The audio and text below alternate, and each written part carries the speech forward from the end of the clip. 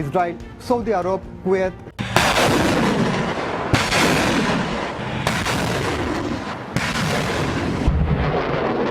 Warfare. Iran's Ya Rasulallah, Ya Rasulallah.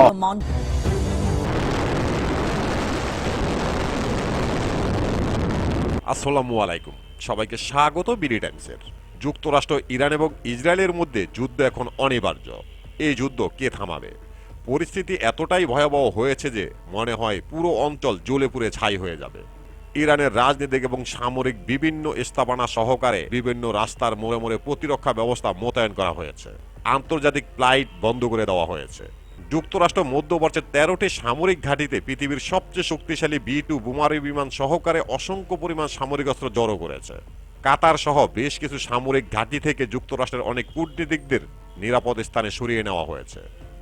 Canada, Australia সহকারে ইউরোপের প্রায় প্রতিটি দেশ থেকেই ঘোষণা দেওয়া হয়েছে তাদের নাগরিকরা যেন ইরান ত্যাগ করে। এই সব কিছু স্পষ্ট ইঙ্গিত দিচ্ছে ইরানের সাথে যুদ্ধ অনিবার্য। এখন প্রশ্ন হলো, যুদ্ধটা কিরকম হতে পারে? ইরান কিন্তু ভেনেজুয়েলা, ইরাক কিংবা সিরিয়া নয়। ইরান একটি আঞ্চলিক শক্তিশালী দেশ।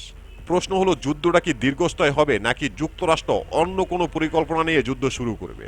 এই যুদ্ধের ফলাফলটা কি হবে? এই বিষয়গুলো নিয়ে সুন্দরভাবে আলোচনা করব আজকের এই ভিডিওতে। আশা করি ভিডিওটি শেষ পর্যন্ত দেখবেন। আর হ্যাঁ প্রিয় দর্শক, আমরা ফিলিস্তিনিদের পক্ষে কথা বলার কারণে ইউটিউব আমাদের আগের দুটি চ্যানেলই বন্ধ করে দিয়েছে। তাই আমরা সম্পূর্ণ নতুন একটি চ্যানেল নিয়ে কাজ শুরু করেছি। আপনাদের সহযোগিতা ছাড়া আমরা এগোতে পারবো না। তাই দয়া করে চ্যানেলটি সাবস্ক্রাইব করে দিন।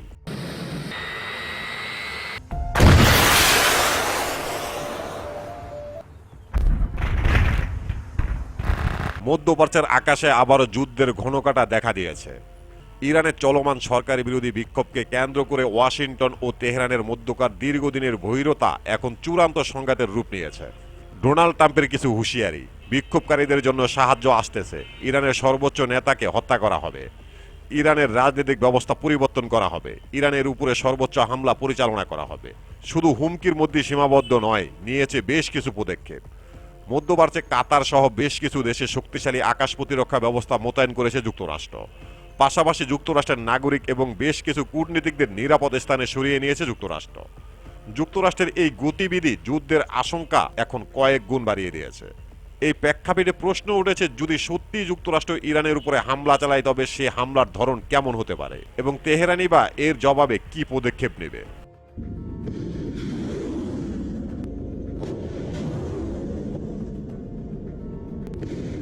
বর্তমানে মধ্যপ্রাচ্য জুড়ে যুক্তরাষ্ট্রের বিশাল সামরিক নেটওয়ার্ক বিশ্বস্ত রয়েছে। বাহরাইন, কাতার, কুয়েত, সংযুক্ত আরব আমিরাত সহ 8টি দেশে যুক্তরাষ্ট্রের স্থায়ী সামরিক ঘাঁটি রয়েছে।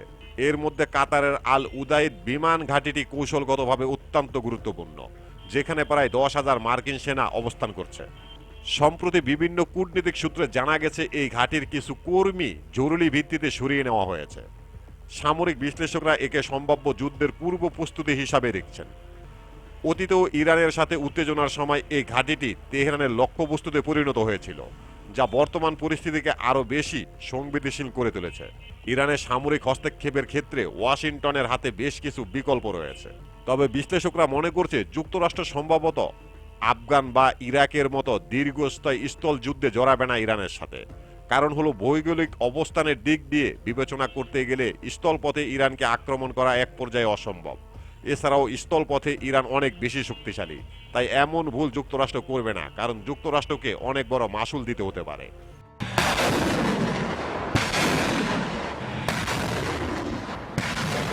ডোনাল্ড ট্রাম্পের নীতিগুলো বিশ্লেষণ করলে দেখা যায় তিনি বড় ধরনের সেনা মোতায়েনের চেয়ে সংক্ষিপ্ত লোভনীয় অভিযান বেশি পছন্দ করেন।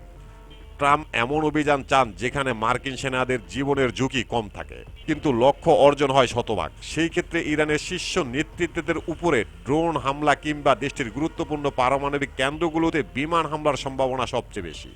যুক্তরাষ্ট্রের মূল লক্ষ্য হয়তোবা শাসন ব্যবস্থা পুরোপুরি উপড়ে ফেলা নয়, আর তা সম্ভব নয়, কারণ খামেনিকে হত্যা করলে তেমন কোনো প্রভাব পড়বে না ইরানে।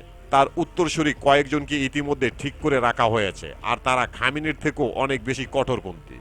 তাই যুক্তরাষ্ট্রের চাওয়া হলো শীর্ষ নেতৃত্বকে সরিয়ে দিয়ে বর্তমান আসবা কাঠামোকে দুর্বল করে দেওয়া, যাতে করে পারমাণবিক এবং ক্ষেপণাস্ত্র কর্মসূচি নিয়ে ওয়াশিংটনের শর্ত মানতে বাধ্য হয়। এটি হবে এক ধরনের গেম চেঞ্জিং অপারেশন, যা দেশটিতে ক্ষমতার ভারসাম্য বদলে দিতে পারে। কিন্তু ইরানের উপরে এমন অভিযান চালানো যুক্তরাষ্ট্রের জন্য বলতে গেলে বিষাক্ত সাপের সাথে লড়াই করা। This is fantastic. There's a chance of massive conflict. We have a lot of American people in this area, and I said, ভেনেজুয়েলায় নিকোলাস মাদুরোর বিরুদ্ধে চালানো অভিযানের উদাহরণ টানা হলেও ইরানের ভৌগোলিক সামরিক বাস্তবতা সম্পূর্ণ ভিন্ন। ইরানের শক্তিশালী বিমান প্রতিরক্ষা ব্যবস্থা এবং দীর্ঘ পাল্লার ক্ষেপণাস্ত্রের সক্ষমতা মার্কিন পরিকল্পনা জাহান্নাম করে দেবে। এছাড়া কোনো ধরনের বিমান হামলা বা ড্রোন হামলার জবাবে ইরান যদি মধ্যপ্রাচ্যের বিমান ঘাঁটিগুলোতে পাল্টা আঘাত হানে তবে তা একটি পূর্ণাঙ্গ আঞ্চলিক যুদ্ধের রূপ নিতে পারে। বিশেষ করে ইরানের বাংকার বাস্টার বোমা প্রতিরোধী ভূগর্ত স্থাপনাগুলো ধ্বংস করা সাধারণ আকাশ হামলার মাধ্যমে প্রায় অসম্ভব।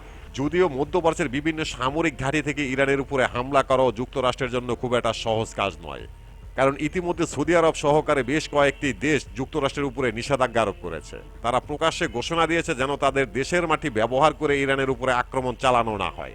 এর কারণ হলো এই সমস্ত দেশগুলো খুব ভালো করে জানে ইরান যদি আক্রান্ত হয় তাহলে কাউকেই ছাড়বে না। এরপরও যদি যুক্তরাষ্ট্র এমন ভুল করে তাহলে এর জন্য যুক্তরাষ্ট্রকেও অনেক বড় মূল্য দিতে হতে পারে।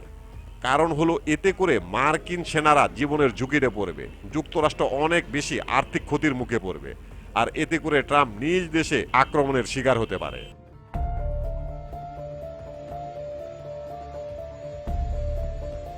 এখন প্রশ্ন হলো যুক্তরাষ্ট্র কি করবে, এই যুদ্ধটা কিভাবে পরিচালনা করবে?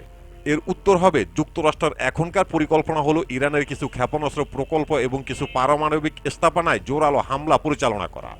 এর পাশাপাশি ইরানের উচ্চপদস্থ কয়েকজন সামরিক কর্মকর্তাদের উপরে হামলা চালানো।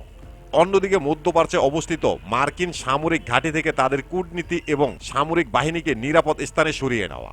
ইরান যেন পাল্টা হামলা চালালে তাদের সামরিক বাহিনীর ক্ষয়ক্ষতি কম হয়। আর এভাবে কয়েকদিন চলার পর যুক্তরাষ্ট্র আবারও সেই একইভাবে যুদ্ধবিরতি ঘোষণা দিবে, যেন যুদ্ধটা বন্ধ হয়ে যায়। এর মাধ্যমে যুদ্ধটা যেমন বড় হলো না, অপরদিকে ট্রাম্পের দীর্ঘদিনের পরিকল্পনা বাস্তবায়ন হলো। ইরানের উপরে একটি আক্রমণ বাস্তবায়ন করা হবে, বিশ্ববাসীকে দেখাবে ইরানের উপরে তারা হামলা পরিচালনা করেছে। পরবর্তীতে অর্থনৈতিক নিষেধাজ্ঞা এবং সুনির্দিষ্ট সামরিক আঘাতের মাধ্যমে ইরানের ভিতর থেকে একটি অরাজকতা তৈরি করবে। এটাই হবে এখন যুক্তরাষ্ট্রের মূল কৌশল।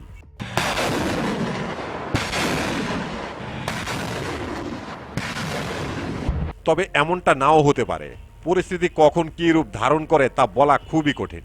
আবার এমনও হতে পারে যদি কোনো ধরনের সামরিক পদক্ষেপ নেওয়া হয় তবে তার প্রভাব কেবল তেহরান বা ওয়াশিংটনের মধ্যে সীমাবদ্ধ থাকবে না, বরং পুরো মধ্যপ্রাচ্যের মানচিত্র বদলে দিতে পারে।